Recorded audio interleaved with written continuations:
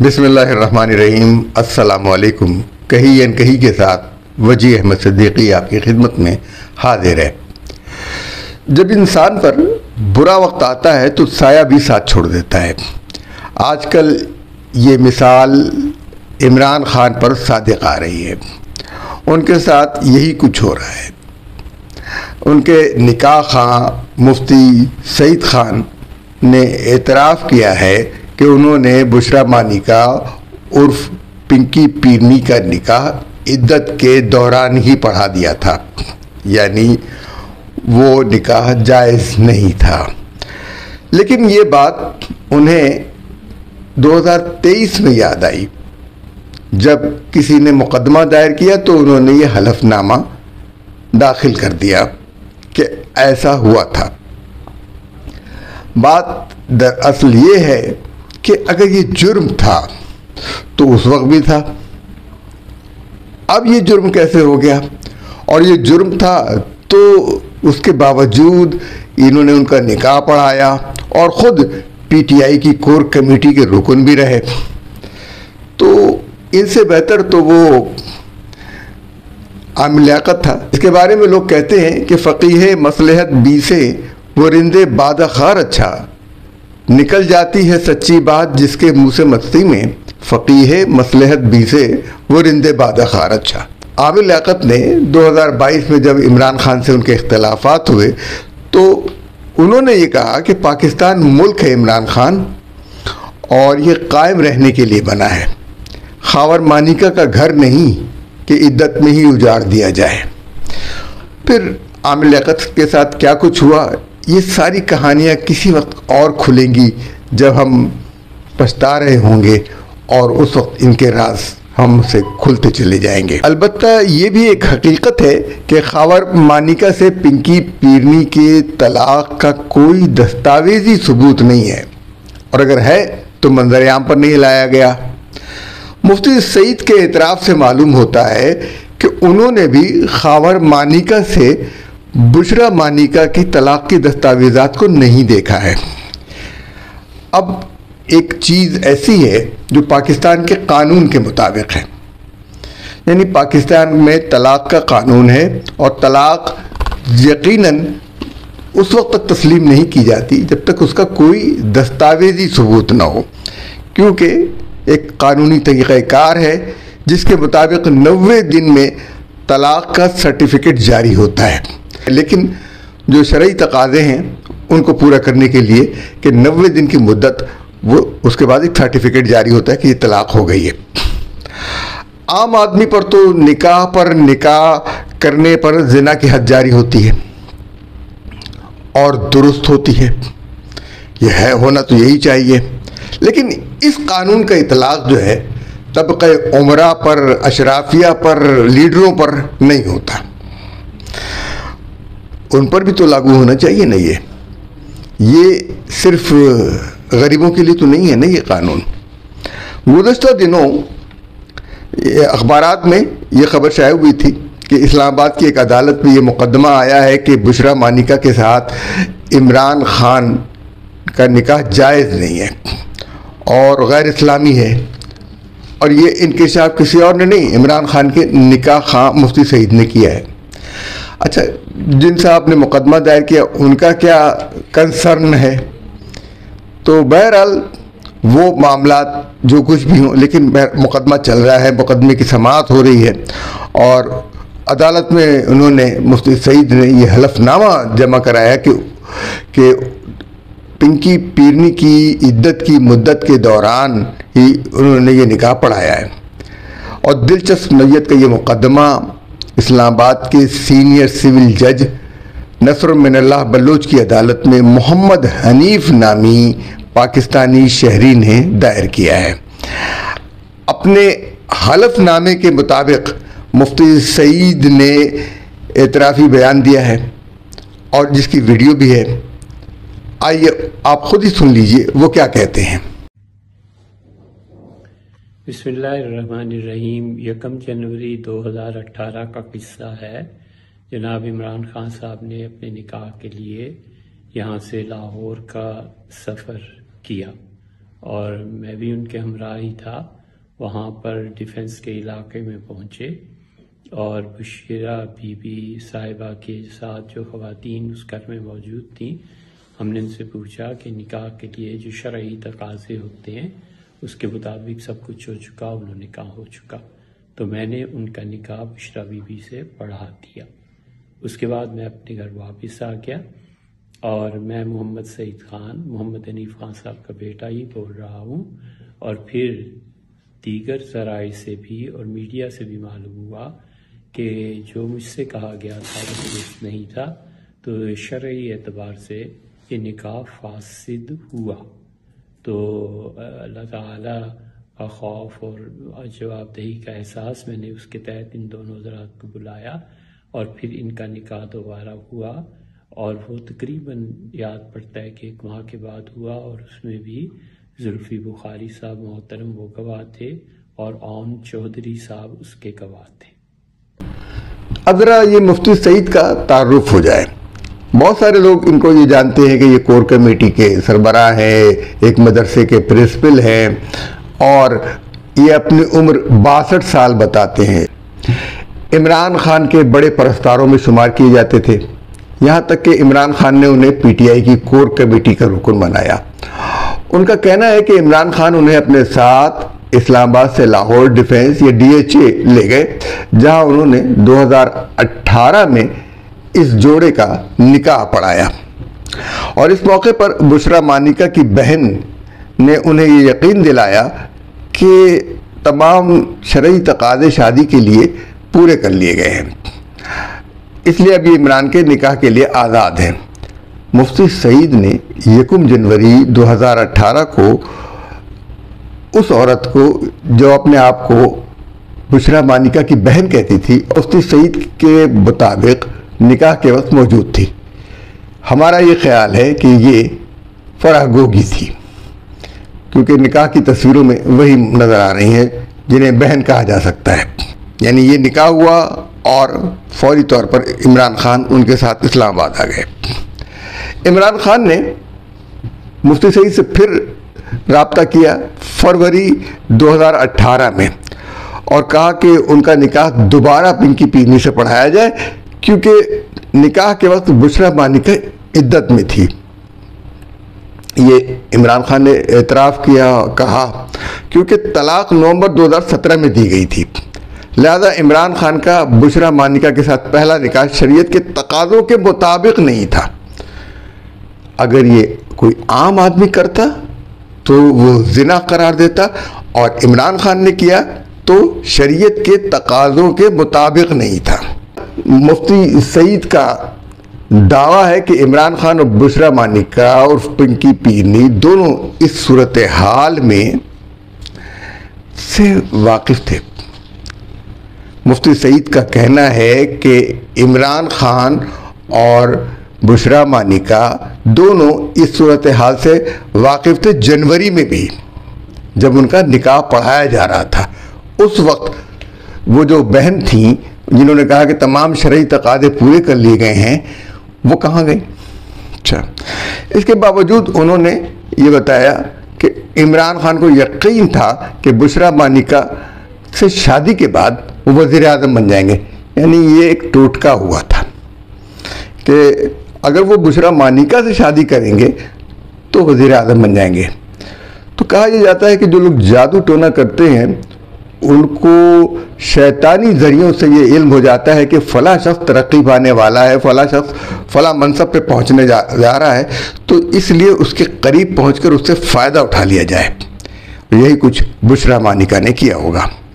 مفتی سعید نے بتایا کہ پٹیشنر محمد حنیف نے ان سے 4 رمضان کو تراویح کے بعد رابطہ کیا اور ان سے عمران خان اور بشرا مانیکا کی شادی کی تفصیلات حاصل کی۔ اس مقدمے کی مزید سماعت 19 اپریل کو ہوگی۔ ان تفصیلات سے معلوم ہوتا ہے کہ مفتی سعید کو 2018 فروری کم از کم 2018 فروری سے ہی علم ہو گیا تھا کہ عمران خان نے ان سے غلط نکاح پڑھوایا ہے، یعنی پہلا نکاح عدت کی مدت میں پڑھوایا ہے، اور طلاق کی جو مدت ہے وہ کم از کم 3 ماہ ہے، یعنی 3 ماہ 90 دن 3 ماہ ہے، اور وہ بھی پوری نہیں کی گئی، اور جو دستاویز ہے وہ بھی نہیں ہے۔ اگر دستاویز ہوتی، دیکھتے پہلے نکاح کے موقع پر طلاق کی دستاویز ان کو دیکھنا چاہیے تھی مفتی سعید صاحب کو۔ اس سے ظاہر ہوتا ہے کہ انہوں نے دستاویز نہیں دیکھی، اور دستاویز ہے یا نہیں اس کا بھی معلوم ہونا چاہیے۔ اس کے باوجود یعنی یہ سارا واقعہ ہوا 2018 میں، اور 2018 سے یہ پورا تقریباً 5 سال کا عرصہ مکمل ہونے کو آ رہا ہے، اور مفتی سعید نے یہ بات قوم سے چھپائی، اور 2023 میں آ کر وہ جب عمران خان اقتدار میں نہیں ہے، جب عمران خان جو ہے وہ ایک سیاسی لڑائی یا غیر سیاسی لڑائی جو بھی لڑ رہے ہیں، اس موقع پر مفتی سعید صاحب جو ہیں وہ اس کا اظہار کر رہے ہیں۔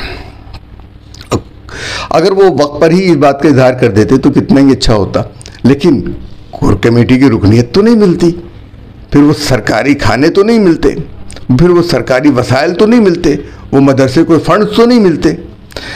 تو لیکن پی ٹی آئی کی کور کمیٹی کے رکن رہے اور سارے مزے لوٹے۔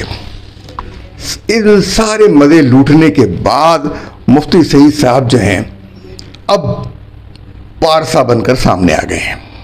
مفتی سعید کا نام پہلی بار 1995 میں سامنے آیا جب میجر جنرل ظہیر الاسلام عباسی اور بریگیڈیئر مستنصر باللہ کا آپریشن خلافت آشکار ہوا، ناکام ہوا، سازش پکڑی گئی، اور اس سازش کے الزام میں کئی 100 افراد گرفتار بھی ہوئے، اور اس میں مفتی سعید بھی شامل تھے، اور مفتی سعید نے اپنے ساتھیوں کے ساتھ غداری کی تھی۔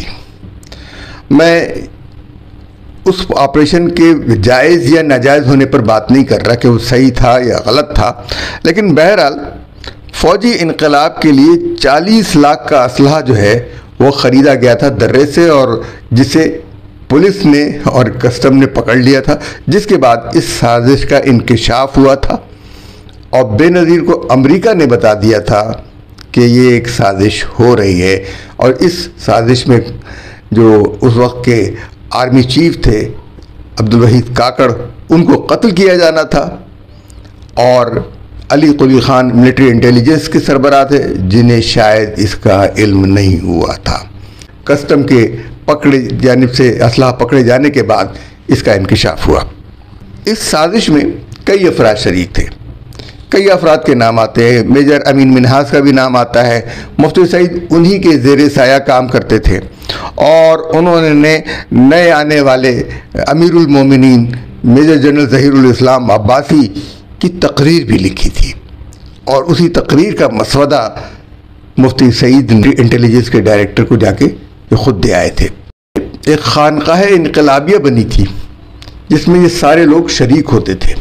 خانقاہ انقلابیہ میں یہ سارے جتنے لوگ جو اس آپریشن خلافت کی تیاری کر رہے تھے وہاں شریک ہوتے تھے، جس میں کہتے یہ ہیں کہ طارق جمیل بھی آیا کرتے تھے۔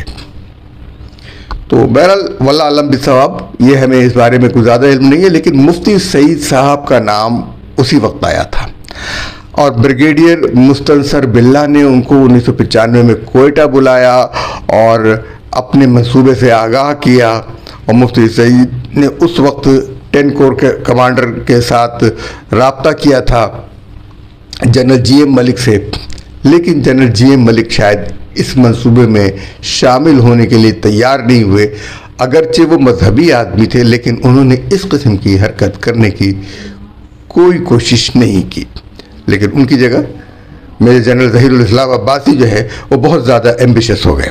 مستنصر باللہ 111 بریگیڈ میں اثر و رسوخ رکھتے تھے وہ، اور اس کی وجہ سے یہ آپریشن خلافت جو ہے وہ چلنا شروع ہوا۔ میں نے شروع میں یہ بات نہیں کی، آپ حیران ہو رہے ہوں گے کہ میں نے شروع میں عنوان کے حوالے سے کوئی بات نہیں کی۔ آپ حیران ہو رہے ہوں گے کہ میں نے یہ کام کیوں کیا، یعنی یہ عجیب سی بات لگ رہی تھی کہ مفتی سعید کی بہن کی شادی، یہ کوڈ ورڈ تھا اس آپریشن خلافت کا جب اسے شروع کیا جانا تھا کہ تمام لوگ مفتی سعید کی بہن کی شادی میں شرکت کے لیے تیار ہو جائیں. یہ کوڈ ورڈ تھا. اب بہت سارے لوگ یہ کہتے ہیں کہ مفتی سعید اپنی بہن سے شادی کرانا چاہتے تھے عمران خان کی، مجھے نہیں معلوم، لیکن یہ کوڈ ورڈ تھا اس آپریشن کا. جو آپریشن خلافت تھا اس کا کوڈ ورڈ تھا مفتی سعید کی بہن کی شادی. لیکن مفتی سعید نے اپنی بہن کی شادی نہیں ہونے دی، یعنی یہ آپریشن خلافت نہیں ہونے دیا. آپریشن خلافت کو اس طرح سے دھچکا بھی پہنچا، جو کچھ بھی ہوا. بہرحال مستنصر باللہ جو ہیں وہ اس حوالے سے بہت مایوس ہوئے. مفتی صاحب نے اس کے نتیجے میں انعام پایا. اسلام آباد میں اپنے مدرسے کے لیے زمین پائی، بڑی سی لائبریری بنائی جس کے بارے میں ان کا دعویٰ ہے کہ یہ ایشیا کی سب سے بڑی لائبریری ہے. یہاں ہمارے ہاں ہر چیز جو ہے وہ ایشیا کی سب سے بڑی ہوتی ہے، چاہے اس کے بارے میں ان کو علم ہو کہ نہیں ہے کہ دنیا کے ایشیا کے دوسرے ممالک میں اتنی بڑی لائبریری ہے کہ نہیں، وہاں پر کتنی بڑی لائبریری ہے، جاپان میں کتنی بڑی لائبریری ہے، ہندوستان میں کتنی بڑی لائبریری ہے، ہندوستان میں کتنی لائبریریاں ہیں، کہاں کہاں پہنچی ہوئی ہیں، کدھر کدھر ہیں، یہ ان کو کوئی علم نہیں. ایران میں کتنی بڑی ہے، افغانستان میں ہے کہ نہیں، عرب دنیا میں ہے کہ نہیں. تو ایشیا میں سب سے بڑی لائبریری ہوتی ہے. اب الندوہ ایجوکیشنل ٹرسٹ یہ اس کے پرنسپل بنے ہوئے ہیں اور تمام علماء دین کے اوپر تمام مکاتب فکر پر حملے کرتے رہتے ہیں. حتیٰ کہ انہوں نے دیوبند کے بارے میں بھی یہ کہہ دیا کہ جناب یہ تو انگریزوں کے ایجنٹ تھے.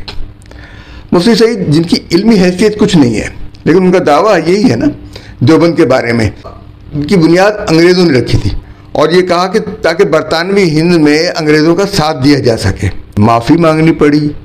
علماء دیوبند کا جو تحریک آزادی میں جو کردار تھا اس کو انہوں نے یکسر نظر انداز کر دیا. نظر انداز کیا کر دیا؟ اپنے آپ کو ظاہر جانتے کچھ نہیں ہے بولنے کے لیے. اور اس وقت امریکہ کی کئی یونیورسٹیز اور اسلامک سینٹرز کے ساتھ یہ وابستہ ہیں اور انہوں نے فوج کو بتانے سے پہلے یہ اطلاعات کہتے یہ ہیں کہ امریکہ کو دے دی، کیونکہ بے نظیر کے پاس یہ اطلاع امریکہ سے آئی تھی. یہ میں نے آپ کو شروع میں بتایا.